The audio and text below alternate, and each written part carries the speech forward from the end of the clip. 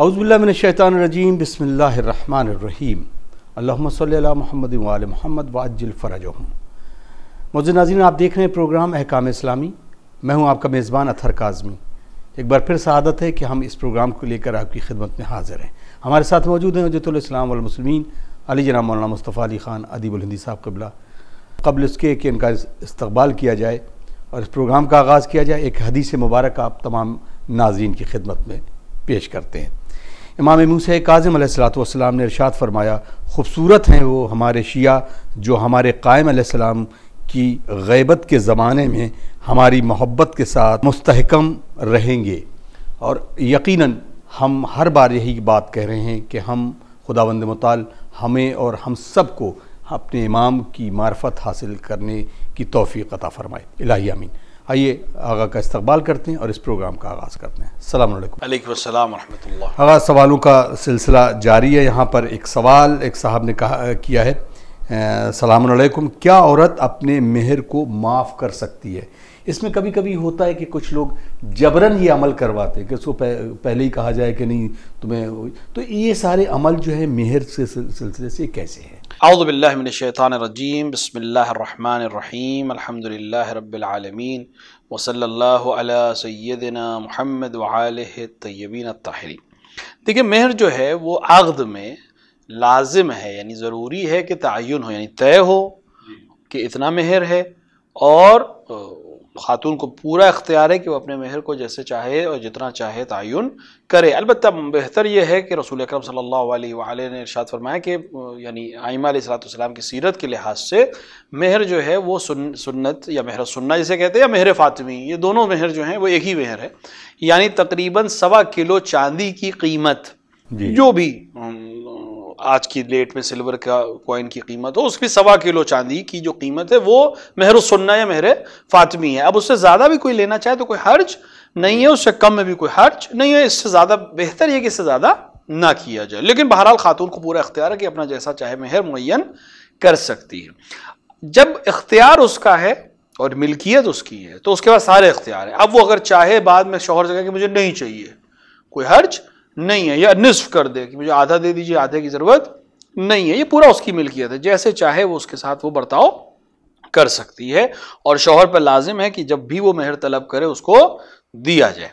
اب رہی بات کہ شوہر خود اس پر زور زبردستی کر کے یا دیگر افراد کسی طرح سے اس کو زور زبردستی کر کے یا مجبور کر کے مہر کو معاف کرائیں، تو یہ بالکل اسی طرح جیسے آپ کسی زور زبردستی کو اس کا گھر خرید لیں یا اس کی کوئی چیز خرید لیں، تو وہ صحیح چیز نہیں، ولو ظاہری طور پر راضی بھی ہو جائے تب بھی وہ عمل صحیح نہیں ہوگا۔ جیسے کسی سے زبردستی اس کا گھر لے لیں، وہ جا کے کاغذات پہ سائن کر دے، تو سائن کر دینے سے مجبوری میں یا ڈر کے یا کسی اور وجہ سے تو وہ چیز کسی کے لیے خریدنا یا بیچنا جائز نہیں ہو جائے گی۔ اسی طرح مہر کا مسئلہ ہے کہ آپس میں اگر مصالحت، وہ اپنی خوشی سے یہ کام کر رہی ہے، کوئی حرج نہیں ہے، لیکن اگر فورسفلی یہ کام کیا جائے تو یہ کام جائز نہیں ہے، اور گردن پر سے قرض ادا نہیں ہوا ہے، یہ شوہر کی گردن پر باقی رہے گا۔ لہٰذا معاف کرنے کا جہاں تک سوال ہے، کر سکتی ہے، بالکل اختیار ہے، جو چاہے اپنے مہر کے ساتھ وہ عمل انجام دے سکتی ہے، لیکن اس کو مجبور کیا جائے یہ کام کرنے کے لیے، یہ بھی سرحد صحیح نہیں ہے۔ اگر مہر کے بارے میں اور بھی بہت ساری باتیں، بہت کم تو دیکھا گیا ہے، لیکن ہوتا یہ ہے کہ کبھی کبھی شادی اس موقع تک پہنچنے سے پہلے ہی ٹوٹ جاتی ہے، کہ جب وہ عقد ہونے کو شروع ہوا تو اب مہر پہ بحث و مباحثہ شروع ہو گیا۔ ایک شخص کے لیے اس میں وہی بات جب ہم کرتے ہیں کہ شادی جتنی آسان ہو اتنی سماج اور معاشرے کے لیے بہتر ہے، تو یہ جو اس کے علاوہ اگر کوئی عورت یہ چاہتی ہے کہ ہم اس کو رقم کے طور پر نہیں، کسی اور شرط کے حساب سے، کیونکہ اس کے ساتھ کانٹریکٹ ہے، وہ یہ رکھے کہ ہم مجھے حج کر رہے ہیں یا مجھے زیارت پہ جانا، تو یہ کیا اس مہر میں شامل کیا جا سکتا؟ بالکل، کوئی بھی چیز جو قیمت رکھتی ہے، یعنی اس کی ویلیو ہو گئی، وہ مہر میں تعین کیا جا سکتا ہے۔ مثال کے طور پہ کوئی کہے مجھے قرآن پڑھنا سکھائیں، مثلا رسول اکرم صلی اللہ علیہ وآلہ کے زمانے میں یہ جو آسان شادی کی بات آپ نے کی، واقعاً بہت آسان پیغمبر اکرم صلی اللہ علیہ وآلہ نے آسان کی تھی شادیاں، یعنی بعض عقد رسول اکرم نے خود جاری کیے ہیں جس میں مہر رکھا گیا کہ مثلا ایک سورے کی قرأت یا ایک سورے کی تعلیم شوہر اپنی زوجہ کو کرائے گا۔ مثلا شوہر کو سورہ یاد ہے، رسول نے پوچھا کہ ہمارے پاس کیا ہے دنیا کا دینے کے لیے اپنی زوجہ کو، اس نے کہا دنیا کا کچھ بھی نہیں ہے میرے پاس، تو رسول اکرم نے کہا قرآن کا کوئی سورہ یاد ہے؟ اس نے کہا ہاں قرآن کا سورہ یاد ہے. کہا میں مہر تعین کرتا ہوں اس خاتون کا کہ تم اسے اس سورے کی تلاوت یا سورے کی تعلیم دو گے. تو ایک سورے کی تعلیم بالاخره قیمتی چیز ہے، بالاخره اس کی قیمت ہے. ولو آج ہمارے معاشرے نے سسٹم یہ بنا دیا ہے کہ ہم قرآن پڑھانے والے کو جو ہدیہ دیتے ہیں وہ لائق بھی نہیں ہوتا کہ ہم اس کو ذکر کریں، اور مثال کے طور پہ اگر کوئی اور دنیاوی علوم میں کوئی چیز دے رہا ہے 1.5 گھنٹہ وقت آ کے دے رہا ہے تو اس کے لیے ہمارے پاس ہزاروں طرح کے دروازے کھلے ہوتے ہیں. تو یہ ہم نے خود اس ویلیو کو ختم کیا ہے. لیکن ہر وہ چیز جو تھوڑی سی بھی قیمت رکھتی ہے، ولو اس کی قیمت 1 روپیہ ہو، اگر وہ قیمت رکھتی ہے تو وہ چیز مہر میں معین کی جا سکتی ہے. مثلا خاتون کہ مجھے حج کی، جیسے آپ نے مثال کہا کہ میں مہر اپنا ایک حج رکھتی ہوں. خوب، اب شوہر اگر اس مہر پہ راضی ہے تو اس کے اوپر گردن پر ہے کہ اس خاتون کو حج کرائے. عام طور سے اور یہ بہت اچھا مہر ہے، یعنی سوال اگر کیا جائے بہت ہی اچھا مہر ہے، کیونکہ عام طور سے خواتین عام طور سے کوئی فائنینشیلی ان کے اوپر ذمہ داریاں چونکہ نہیں ہوتی ہیں، اور عام طور سے پھر وہ سروس میں یا جاب میں یا اس طرح کے کام میں نہیں ہوتی کہ ان کے پاس بہت زیادہ انکم ہو. عام طور سے بہت سی خواتین کام بھی کرتی ہیں، ان کا بات نہیں ہو رہی، لیکن اکثریت ایسی ہے جو گھر پہ شوہرداری یا گھرداری کر رہی ہے، یا اگر کوئی بزنس ہے بھی یا کوئی جاب ہے بھی تو اتنی نہیں ہے کہ اس سے اتنی درآمد ہو کہ کبھی حج کر سکے. تو لہٰذا اگر وہ تو اس کے اوپر حج واجب بھی نہیں ہوگا، مستطیع نہیں ہوگی وہ. لیکن اگر وہ مہر اپنا تعین کر لے اور حج اس پہ مہر میں رکھ لے اور شوہر راضی ہو جائے تو وہ اپنا واجب حج ادا کر سکتی ہے، کیونکہ اس پر حج واجب ہو جائے، شوہر پہ واجب ہو جائے گا حج کرانا، اور یہ واجب حجۃ الاسلام کر سکتی ہے. اسی طرح جیسے زیارت کے شرط رکھ دے یا کوئی اور شرط رکھ دے. مثال کے طور پر خاتون ہے جو درس اسکول میں جا رہی ہے یا کالج جا رہی ہے یا کہیں پڑھائی کر رہی ہے، اور اس کے فیس مثال کے طور پہ اس فیس جو ہے وہ مہر رکھ دے، یا شرط رکھ دے کہ مثال کے طور پر مجھے گریجویشن کرائیں گے، یہ میرا مہر ہے. تو جو بھی چیز جو قیمت رکھتی ہو، عرف میں اس کو ویلیو دی جاتی ہو، اس کو مہر تعین کیا جا سکتا ہے. مثال کے طور پر کوئی قیمتی لباس ہے، مثال کے اس قیمتی لباس کے عوض میں میرا مہر رکھ دیا جائے. کوئی قیمتی مثال کے طور پر جویلری ہے، کوئی بھی چیز جس کی قیمت ہو اس کو مہر تعین کیا جا سکتا ہے، اور عقد صحیح ہے. بہت بہت شکریہ. تو ناظرین، یقیناً ہم سوشل ایشو کو بھی اسی ذریعے سے اٹھاتے ہیں، اس پروگرام کے ذریعے، اور اس پوائنٹ کو خصوصاً عقد اور شادی کے جو مرحلے ہیں ہماری قوم میں بہت سارے ایسے مسئلے ہیں کہ جو اس پر کوئی نظر ثانی نہیں کرتا. اور امید کرتے ہیں کہ اگر ہم اپنے معاشرے کو اسی انداز سے آگے بڑھائیں اور اپنی اپنے بچوں کی شادی میں حقیقتاً اس شادی کو جو شرعی طور پر ائمہ معصومین کی طرح یا جناب زہرا سلام اللہ علیہ کی طرح ہو، تو شاید یہ ساری مصیبتیں بہت دور ہو جائیں اور ہم سے اسرت بھی دور ہو جائے. بہت شکریہ یہ سوال کا بھی، اور اس سوال سے جڑے اور دوسرا سوال بھی آقا کی خدمت میں پیش کرتے ہیں. السلام علیکم. میرا سوال یہ ہے کہ ایک شادی شدہ مرد کے لیے اس کی بیوی کی ضروریات زیادہ ضروری ہے یا اس کی ماں کی ضروریات؟ ان دونوں میں اکثر کر کے گفتگو ہوتی ہے، تو جو انداز ہے وہ ایک شخص کا کیسا ہونا چاہیے؟ دیکھیے، یہ دونوں مسئلے ایسے ہیں کہ دونوں کی طرف اس کی ذمہ داری ہے، یعنی ماں کی طرف بھی اس کی ذمہ داری اور حقوق ہیں، اور زوجہ کی طرف بھی اس کی ذمہ داری اور حقوق ہے. اور یہ دونوں چیزیں ایسی ہیں کہ آپ اس میں تضاد یا ٹکراؤ اگر کریں گے تو یہ کوئی ایسی چیز نہیں ہے کہ اس کا کوئی نتیجہ نکل پائے گا. مثال کے طور پر یہ اس طرح سے عمل ہے کہ مثال کے طور پر یہ بھی عبادت ہے اور یہ بھی عبادت ہے. صرف مثال دے رہا ہوں کہ مثلا کوئی انسان ہے کہ نماز اہم ہے کہ روزہ اہم ہے. نہیں، دونوں اہم ہیں. جب روزہ واجب ہوگا تو روزہ رکھنا ہے، جب نماز واجب ہے تو نماز پڑھنا ہے. تو جو حقوق والدین کے ہیں وہ ادا کرنا بھی واجب ہے فرد کے اوپر، اور جو حقوق زوجہ کے ہیں وہ بھی ادا کرنا ضروری ہے. لہٰذا اس میں اولاً تو کوئی ٹکراؤ نہیں ہے. لیکن ہاں، اب جیسے عام طور سے جو ٹکراؤ ہوتا ہے وقت کا یا پیسے کا مسئلہ ہوتا ہے، تو ظاہر ہے کہ مرد کی ذمہ داری ہے کہ عورت کی تمام ضرورتیں، چونکہ جب وہ اس کے گھر میں ہے اور تمکین کر رہی ہے تو تمام اس کی ضرورتوں کو پورا کرنا مرد کی ذمہ داری ہے. یعنی اس کی فائنینشیل ضرورتوں کو پورا کرنا، اس کے گھر کے اس کے کھانے پینے کا انتظام کرنا، اور اس کے لباس اور رہنے کا انتظام کرنا مرد کے اوپر واجب ہے. لہٰذا وہ اس کو ادا کرنا ضروری ہے. اسی طرح ماں باپ کے اگر صاحب نفقہ نہ ہو، ایک دفعہ کہ وہ خود صاحب حیثیت ہیں، اپنے نفقہ کی ذمہ دار نہیں ہے، تو اس کے اوپر کوئی ذمہ داری نہیں ہے. لیکن اگر وہ خود محتاج ہو جائیں، مثلا بڑھاپے کی وجہ سے یا جاب نہ رہنے کی وجہ سے، تو اولاد کے اوپر ماں باپ کا نفقہ بھی واجب ہے. لہٰذا ان کو بھی اتنا جو ان کے لیے ذمہ ہے، یعنی جتنے میں نفقہ ان کے لیے واجب اور ضروری ہے، وہ تعین کرنا اولاد کی ذمہ داری ہے. لہٰذا دونوں کو لے کے چلنا ایک انسان کی ذمہ داری ہے. وقت کا بھی اسی طرح مسئلہ ہے زوجہ کو بھی وقت دینا ضروری ہے اور والدین کا اتنا وقت کہ جن کے حقوق کی رعایت ہو سکے. مثال کے طور پر بہت بوڑھے ہو گئے، کوئی ان کی دیکھ بھال کرنے والا نہیں ہے، تو یا تو کسی کا انتظام کریں کہ وہ ان کا دیکھ بھال کرے، اور یا تھوڑا سا وقت کو اس طرح سے ڈسٹریبیوٹ کریں اور اس طرح سے مینیج کریں کہ دونوں کے حق میں کسی طرح کی کوتاہی نہ ہونے پائے. اور یہ بہت اہم چیز ہے، اور ایسا نہیں کہ ادا نہیں ہو سکتا، بالکل ادا ہو سکتا ہے. لوگوں نے کیا ہے، حق کو ادا کرنا ضروری ہے، اور آپس کا ٹکراؤ کوئی اس کا حل نہیں. بہت بہت شکریہ. کیونکہ آج بہت سارے سوال سوشل ایشوز پہ ہی ہیں اور اسی کو ہم ڈسکس بھی کر رہے ہیں. خصوصاً ایک سوال ایک صاحب کا ہے، انہوں نے پوچھا ہے کہ نوجوانی کے عالم میں اگر ماں باپ بیٹے اور بیٹیوں کی شادی نہیں کرتے اور وہ خدا نخواستہ اللہ نہ کرے کہ کسی غلط کام میں مبتلا ہو جائے، تو کیا اس کا گناہ ماں باپ کے سرے بھی جاتا ہے؟ بالکل یقیناً جاتا ہے. حتیٰ ہر وہ فرد جو ان کی شادی میں کوشاں ہو سکتا تھا، صرف والدین کی بات نہیں ہے، ہر وہ فرد جو کر سکتا تھا ان کے لیے انتظام اور اس نے کوتاہی کی نہیں کی، اور یہ کسی گناہ میں علیاذن باللہ لڑکا یا لڑکی کسی وجہ سے بھی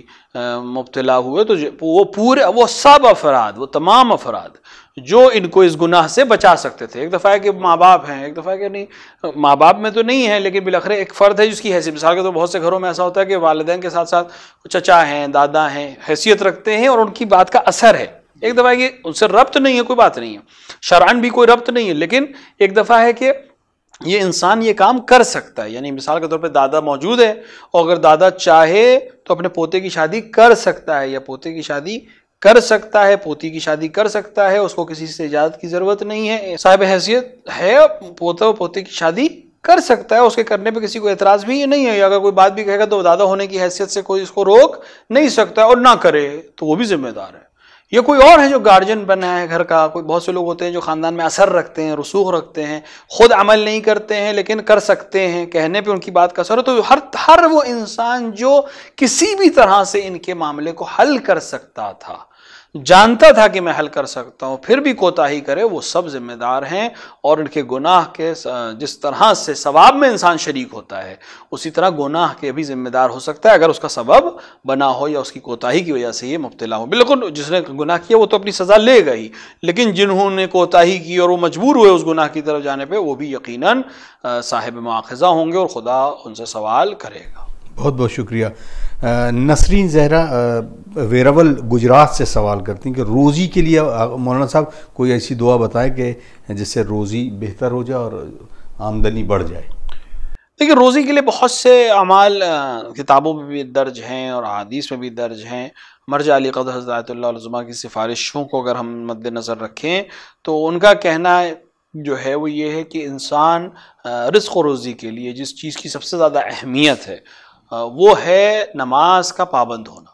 بہت سے لوگ ہیں جو نماز کے پابند نہیں ہوتے، وہ چاہتے ہیں کہ وظیفے کے ذریعے سے ہم کو رزق و روزی مل جائے. تو ایسا نہیں ہوگا. آپ واجبات کی ادائیگی کے بنا چاہیں کہ کسی عمل کے ذریعے سے یہ کام ہو جائے تو یہ صحیح نہیں ہے. لہٰذا پہلی چیز تو ہے واجبات کی ادائیگی. واجبات سے مراد صرف نماز نہیں ہے، واجب نمازیں تو 5 وقت کی تو ہے ہی ہیں. اس کے علاوہ مثلا کہ کسی کا حق ہے، پڑوسی کا حق ہے، باپ کا حق ہے، ماں کا حق ہے، زوجہ کا حق ہے، اولاد کا حق ہے. ان واجبات کو ادا کرنا. اگر کسی کا مال آپ کی گردن پر ہے اس کو ادا کرنا، قرضہ کسی کا گردن پہ، یا اسے اجازت لے یا اس کو ادا کرے. یہ چیزیں سبب بنتی ہیں روزی کے تنگ ہونے کی. یعنی وہ انسان جو نماز، خصوصاً نماز صبح کو قضا کرتا ہو اور اس کے بعد وہ دعا کرتا ہو کہ مجھے روزی مل جائے، بہت بعید ہے کہ اس کو روزی مل جائے، کیونکہ صبح کو خدا نے تعین کیا ہے روزی کے لیے.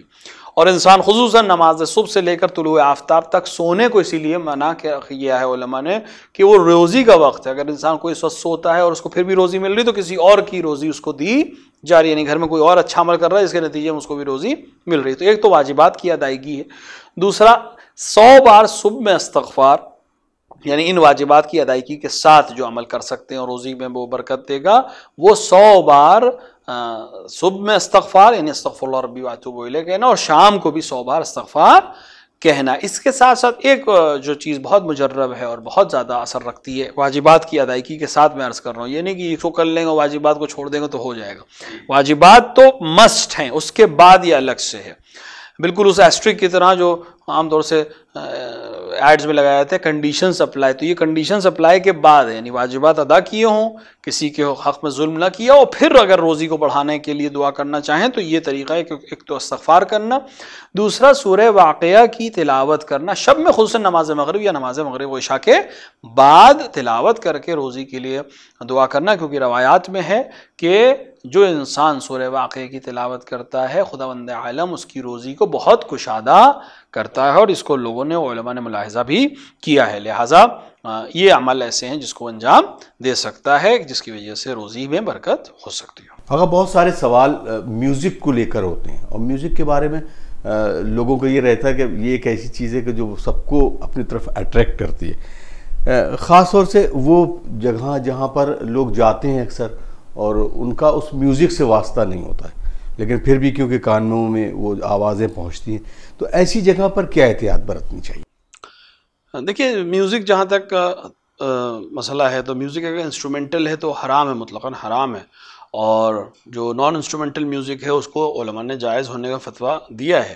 اب رہی بات جیسے کہ کسی کلچرل سینٹر پہ آپ جاتے ہیں، یا آج کل کے مالز ہیں، یا کسی بھی ایسی جگہ جہاں عام طور سے ریسٹورنٹس، حتیٰ ریسٹورنٹس پہ بھی اب بیک گراؤنڈ میں میوزک بجتی رہتی ہے، تو ایسی جگہ جہاں آپ اس میوزک کو بند نہیں کر سکتے یا اس پہ آپ کا کوئی کنٹرول نہیں ہے، تو یا مثال کے طور پہ کسی گاڑی میں سفر کر رہے ہیں یا پبلک وہیکل میں سفر کر رہے ہیں، اور ڈرائیور مثال کے طور کے اوپر میوزک کو بجا رہا ہے اور آپ اس کو منع نہیں کر سکتے ہیں کسی بھی وجہ سے،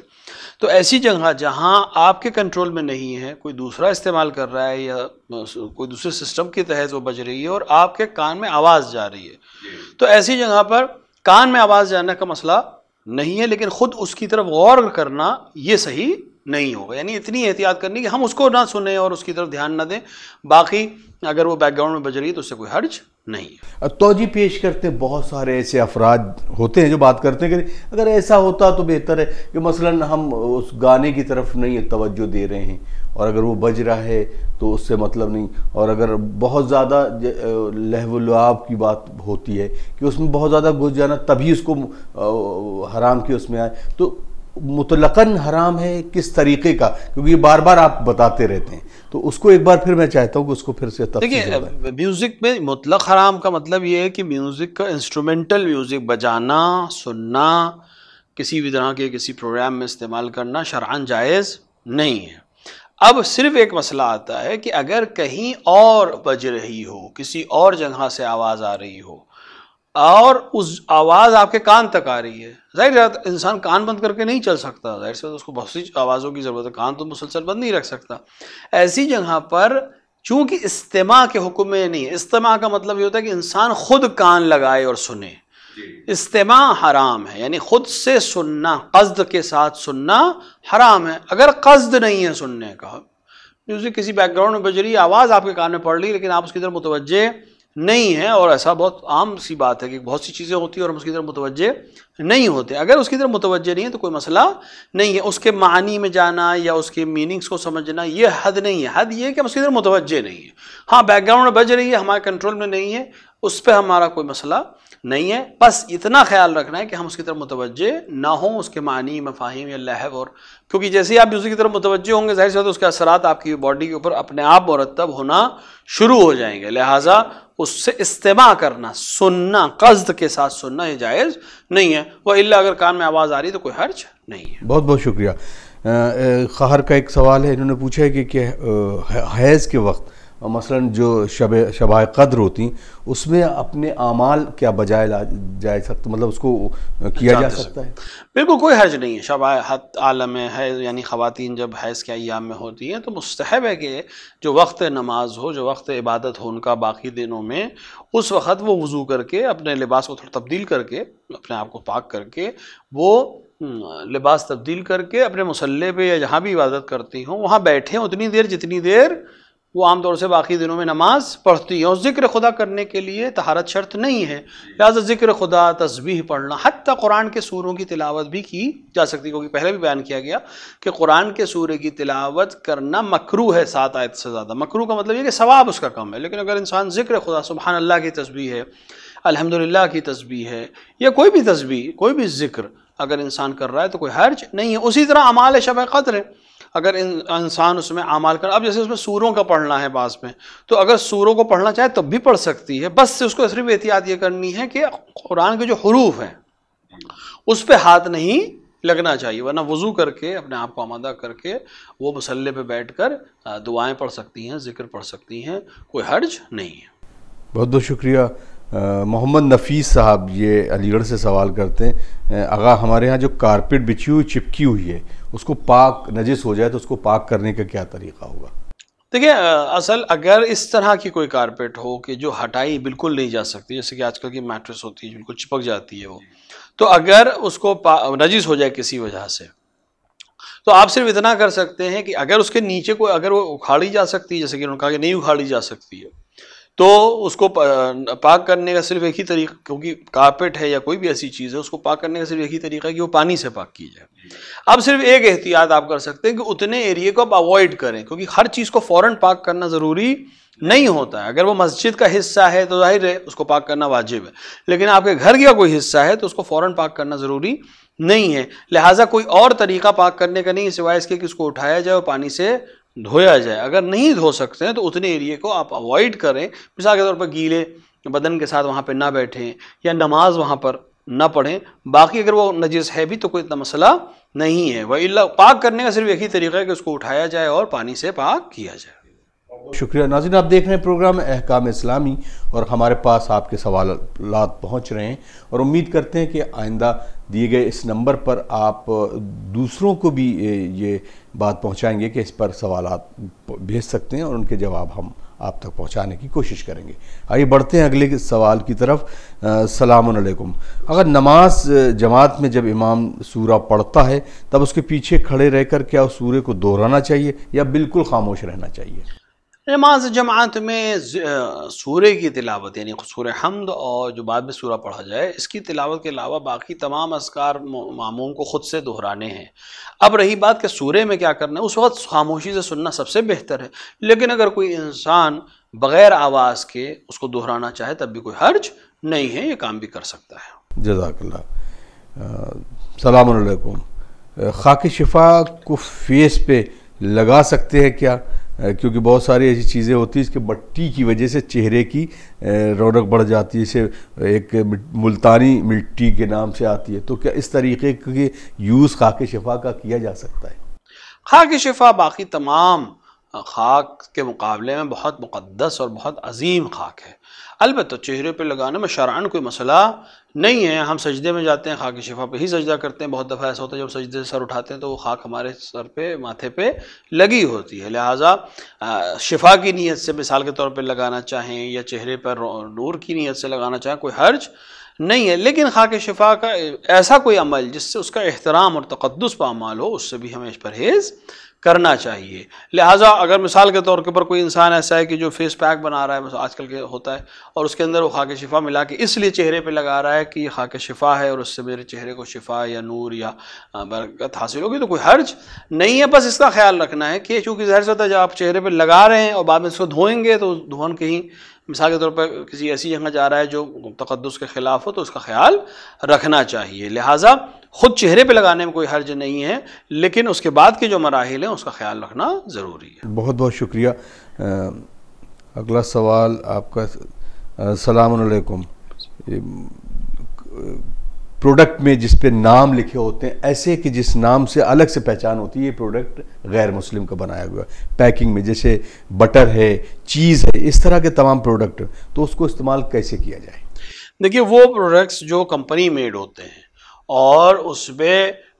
کمپنی کے نام کے ذریعے سے یہ ثابت نہیں ہو پا رہا ہے کہ کس کی کمپنی ہے، یا حتیٰ ثابت بھی ہو رہا ہے کس کی کمپنی ہے، لیکن آپ کو یہ معلوم نہیں ہے کہ اس میں ہاتھ کسی غیر مسلم کا ڈائریکٹلی رطوبت کے ساتھ لگا ہے یا نہیں، کیونکہ عام طور سے جو اس طرح کے پروڈکٹس ہوتے ہیں وہ اب مشینوں سے تیار ہوتے ہیں، ظاہر سے اس کے اندر عام طور سے انسان کے ہاتھ کے لگنے کے چانسز بہت کم ہوتے ہیں، لہٰذا اگر یقین نہیں ہے کہ ہاتھ اس میں ڈائریکٹلی لگا ہے یا نہیں تو اس کو استعمال کیا جا سکتا ہے۔ ایک احتیاط یہ ہے کہ مثال کے طور پر جو پیکنگ ہے اس کو اوپر سے دھو لینے، کیونکہ بہت سے لوگوں نے اس کو اٹھا کے رکھا ہوگا، جب اٹھا کے رکھا ہوگا تو اس وقت ایک احتیاط کی جا سکتی ہے کہ اوپر سے پیکنگ کو ہم دھو لیں بنا پر احتیاط، لیکن اندر سے جو پروڈکٹ ہے جس کے اوپر کوئی ہاتھ نہیں لگا ہے یا اس کے ہاتھ لگنے کا ہمیں یقین نہیں ہے اس کے استعمال میں کوئی حرج نہیں۔ بہت بہت شکریہ۔ تو ناظرین یہ تھا پروگرام احکام اسلامی جو خصوصاً آپ کے اس